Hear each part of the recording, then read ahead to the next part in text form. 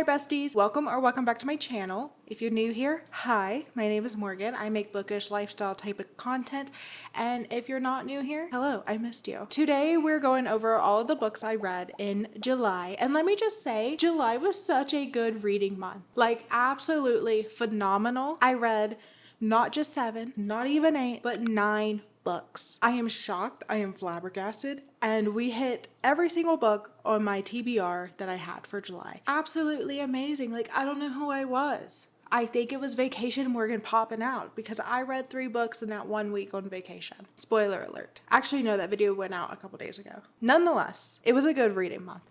And not just like good in terms of how many books I read, but like the quality of books I read were also good. There was not one book out of the 9 that I read that I disliked. So we're going to talk about all of them. I'm going to give them a little mini review, and yeah, that's the plan for today. The first book I read was actually a book I've been putting off for a long time, and I don't know why, really. There was like no rhyme and reason about it, but I'm glad I finally read that, and that is First Time Caller by B.K. Borison. I absolutely love this. I've heard a lot of good things about it. Anytime I bring up this book, people tell me that they absolutely love it and that I need to read it. And so now I finally read it. This is actually my first B.K. Borison book. I know, a little bit of a tragedy that I haven't read her before. She's kind of gained like a fan of me now. Her writing is very easy. I like her characters. Her characters have emotion and depth. I don't particularly like how she writes children. There is like a 12 to 13-year-old in this book, and I feel like she kind of acts like she's a little bit older. And that's like a problem that I run into sometimes when kids are written into books. Like they're like a single mom or a single dad and they have a kid. And I don't know, the kid always seems a little bit older than what they're actually described to be. I think that's like my only pushback with this book. It's just I did not like the kid. Not like the kid itself. The kid was fine. I just felt like they were a lot older than 12 or 13. Like if you told me she was 16, okay, I would have believed that a little bit more than 12 or 13. But this love story is inspired by Sleepless and Seattle, and I have not seen that rom-com, but I want to now because of this. This was just like really good. It really sucked me in. I liked the little tidbits before each chapter where it's kind of like a little snippet of the conversation between the two. Like if I was listening into this, I would have been a fangirl and shipping these two all the time, especially if I was 13. But the second book in this little standalone series follows Jackson and the weather girl, and he's a weatherman, and I'm excited for that because Jackson is my type of man in these like books. We meet Jackson. He's kind of like Gibson from Binding 13. Nonetheless, it's just this like type of man that I can't describe, but if you know what I'm talking about. I just love them. But I did give this 4 stars, so it's pretty good. The second book that I read for the month is one of my favorites of the month and the year. Okay, I absolutely ate up this book. I did a reading vlog for it, and I can't wait for you guys to see it. I'm hoping to actually have it uploaded next week or later this week. I'm a little behind on content. I'm sorry. And if you don't know what book I'm talking about, I am talking about Dire Bound by Sable Sorenson. This is a wonderful romantasy. There's trials, there's dire wolves, there's a dark-haired man, even though I do love white-haired men. There's women that know how to fight. And there's so many not even like so many plot twists. This book had like a major plot twist, which I kind of knew it was coming. But like seeing all of the things that kind of preluded that, because I went back. Okay, after I finished reading this, I went back to try to catch all of the things that like I kind of missed or that I highlighted as maybe like a little bit of foreshadowing or connected to something.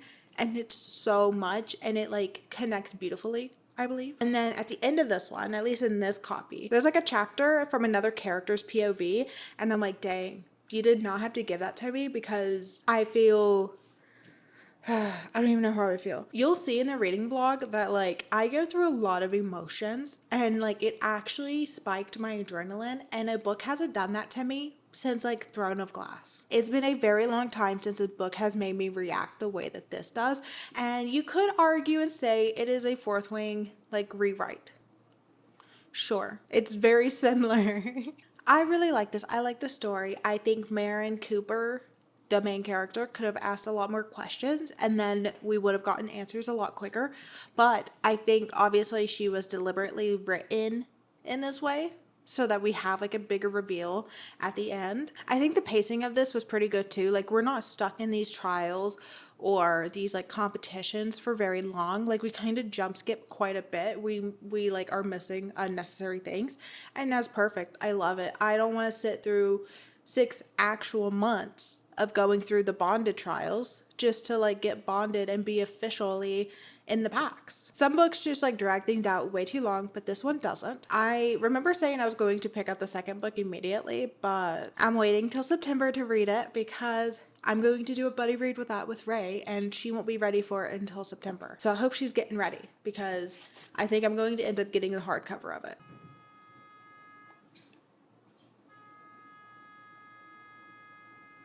The fuck is your problem?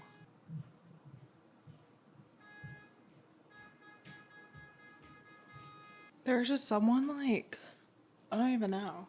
Oh my god, people are flipping each other off right now. I'm like watching. I think because like a baby's taking a nap and this girl is just like honking the entire time. This is fascinating. Holy guacamole. They're like cussing in Spanish. I don't know what's being said. Okay, I think she might be done. I don't know. I'm going to continue yapping. Anyways, after that little, what do I call that? Intermission? I forgot to mention. I keep forgetting this right now. But I give Diabound 5 stars. And this next book also gets 5 stars from me. And that is Yesteryear by Caro book. I absolutely devoured this book. I hate the main character. It's so good. She brought out so much passion in me. And there was so much good commentary to be had about it regarding like trad wives and what it means to be a trad wife and how much different it is from like the typical influencer trad wife that we see now versus what was actually done in the 1800s. This book evoked so much rage out of me. It made me roll my eyes. Again, I hate the main character, but that does not mean I hate the book. And I think people forget that because I've seen a lot of people say that they hate the book because they hate the main character. Like that is the point. I don't think we're supposed to like the main character. There were a lot of things wrong with her, but because of her beliefs and how they prohibited her from doing things, she never got the help that she really needed. It is truly fascinating to see the spiral and not actually know what's going on with her. I feel like I can't say too much about it because I want you guys to read this. Okay, I loved Yesteryear. This was like inspired by Ruby Frank and the Ballerina Farms, and I see it. I get it, and I think I could probably talk about this like in a spoilery video for like at least an hour. Like I could do a whole commentary about it, and it's just so fascinating to me. If Burke ever decides to write another book, I'm going to read it immediately. Like I'm kind of hooked on her writing. Then going into the 4th book I read this one on vacation, and that is Problematic Summer Romance by Hazelwood, and I give this one 4 stars. I like this. This is like the second book in the Not in Love kind of standalone series. This is about the sister from the main male character in the first book and his best friend, and this is like an age gap romance. I will say, like, I do wish there was more romance in this. I feel like I didn't really get a whole lot of this. A lot of this was trying to convince Connor that Maya was like not a kid and she was perfectly normal and they never really interacted while she was younger, and it's perfectly fine and it's okay to like someone. And he was like very like rude and mean towards her, but you could tell that he cared. And I think he was like really just trying to lie to himself and try to be mean to put some distance between the two, but it didn't work. Maya and Connor are like stuck together in the Sicilian villa. But hey, Silicon Valley isn't too far-fetched because they are both super smart in the biotech world. So he like owns a lot of places and startups, and he has a lot of money, and she's super duper smart. Like she's really intelligent. But again, I do wish I got more of the romance. Like I felt like it was kind of lacking. Like yes, they did things together, but I don't know. I just kind of wish like near the end when we had gotten together that there was like a bit more of that. Like I had more of like a conclusion between the two. Then the 5th book that I finished for the month is This Inevitable Ruin by Matt Dinniman, and I give that one 4 stars. This one was really good. I feel like it was like a little bit too long. I definitely don't want to say too much about this book because it is the 7th book in the series. It's a little hard to kind of talk about it. I feel like we are still in this era of like everything's fine, everything's going pretty smoothly, and I feel like in this 8th book that I am already reading, that is going to blow up. There were some plot twists in the 7th book that I thought was really good. Things had me flabbergasted, but I think because it was so long, it kind of took me out of it a little bit. I think the 7th book is the longest book in the series so far. I don't know if like I just like read too much within like a short period of time to where like things kind of started blurring together for me. I was trying really hard to stay connected to the story, but I don't know, if it was a little bit shorter, I would have been happy, but I still give it 4 stars. I do like it. I love the growth that we keep seeing with all the characters. I love how we're all still working together and we're trying our damnedest to do the best thing. After the 8th book, there were only 2 books left in the series, and that is basically one big book split into 2 parts. So I'm very interested to see how this ends because I have no idea how it's going to end. I have no theories and I'm nervous about it. I don't know. I don't like it. I don't like not having any theories and not really knowing where we may be going. There's probably been Easter eggs or like foreshadowing along all the books and I just haven't caught on. Then the 6th book that I read is a new one from a new author to me, and that is Cowboy Casual by Renee, and I love this cover so much. It is absolutely gorgeous, beautiful, all my favorite colors. I gave this one 4 stars. This is really good. I like the writing. This is a second chance romance, so I really wish that I was able to see their relationship the first time when they were like 16, 17, 18. I think it would have been really good to see some flashbacks. I think it would have helped build their relationship and build that foundation that they did have, because it does feel like they jumped into their like new relationship pretty quickly. Like, not to say like they like instantly got back together, but it does feel like a little insta lovey where I'm like, it's been like 10 years. There has to be like more walls built up. And surprisingly, there is another kid in this book, crazy, that I've read 2 books this month that have a single parent. This kid is written a bit better than the previous one, but it's still not great. I think this kid is like 5 and yet she's like very intelligent, which is fine. I mean, you can have intelligent like 5-year-olds, but I don't know. I don't know how I feel about this kid. There hasn't been a kid I've liked in a book yet. But yes, I do wish I had more flashbacks. And I also kind of wish like the end didn't feel so rushed. I felt like the last few chapters, like we really just jumped to it. And then the conflict that Blair has with her ex-fiance and her dad, like, definitely should have been more involved. It feels like it was resolved pretty easily and pretty quickly. I wanted more of that throughout the book. I wanted it to be more of a problem, and it wasn't. So those are the reasons I did not give it a full 5 stars,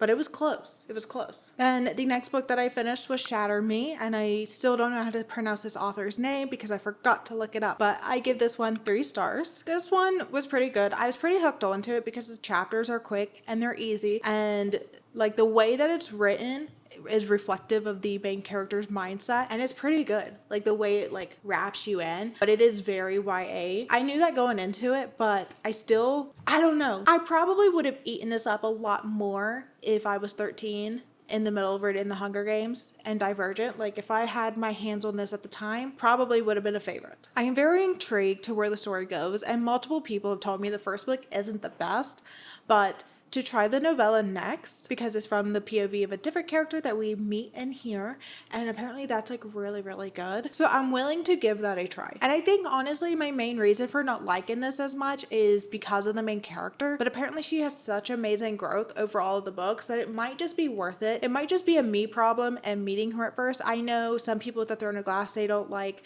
Selena when they first meet her, and I'm like, no, you have to keep reading. She's like this for a reason. So I'm wondering if it's like kind of the same. The next 2 books that I finished for the month were actually books on my August TBR. I read through them so quickly that I guess they're going to go in here because I technically read them in July. So one of those books that I finished is another YA, and that is Dungeons and Drama by Kristy Boyce. This is very YA. I think a little too YA for me, and that's why I gave it 3 stars. Like, couldn't like separate myself from it or something. Like Shatter Me, yes, YA. This one, like YA extra. This is like preteen type of like romance book, which is fine. And I kind of went into this expecting that I'd see more of the D&D campaign, kind of like how I did for Level Up for Love by Lenora Woods, and I did not get that. So I wasn't like as into this as I was with Level Up for Love. It's cute. It's a cute little like high school teenage story. I definitely think I'm going to end up putting this in the free little library. I think someone's preteen or even teen will eat this up, especially if they like Dungeons and Dragons and theater. Lots of theater references in this. But I still think this was a good one. It just wasn't for me. The writing is very easy. The plot is like believable. It flows very smoothly. Like everything kind of just feels believable in this. I know like sometimes romances you're like, that would never happen, but I can see this kind of happening in real life. Then the final book that I read isn't actually a book. It is actually a play by Arthur Miller, and that is Death of a Salesman. And this was just very good. Okay, I didn't realize that Arthur Miller is the same author who wrote The Crucible until I read the introduction, and I mean, he's good. Okay, what can I say? This is my first classic of the year. I've been telling myself to read more classics, that I need to diversify my reading, get a little more intellectual with my reading. But I gave this 3.5 stars. I liked it. It was a little chaotic. Some of the writing kind of threw me off because this is a play. I'm not used to reading plays. I think this was just very good for a time in my life where I feel like the corporate world is really trying to drag me down. It's like kind of reminding me not to put all of my effort into a job, because 30 years from now, that job's not going to care about me. It doesn't care about me now. What will I have if I keep spending all of my time working and not nurturing the life that I have outside of it? Having my relationship with my boyfriend, having my friendships, like doing things that build me up. Because Willie, the main protagonist in this book, he looks back because all he did was work, and he's like, what was it all for? What do I have to show for it? And so I just think this is very good. I think Mason will really like this book. I want him to read it and hear his thoughts on it. And you can see how like Willie spending his whole life working, how it's affected like his relationship with his wife, how it's like more negative, and how his relationship with his sons are different. And it's really good and it's really short, so I definitely recommend it. And that's it. Those are the 9 books that I read this month. Pretty good, I will say. Pretty good. I'm already hitting August strong with a couple books, so I'm so excited to go over those at the end of the month. But that's all from me today. If you want to follow me on any social media, or if you want to take a look at my Amazon wishlist or my storefront or literally anything, all of my links are down below. Thank you guys for hanging out with me and for watching my videos. It means a lot. And yeah, I'll see you guys in the next video. Bye!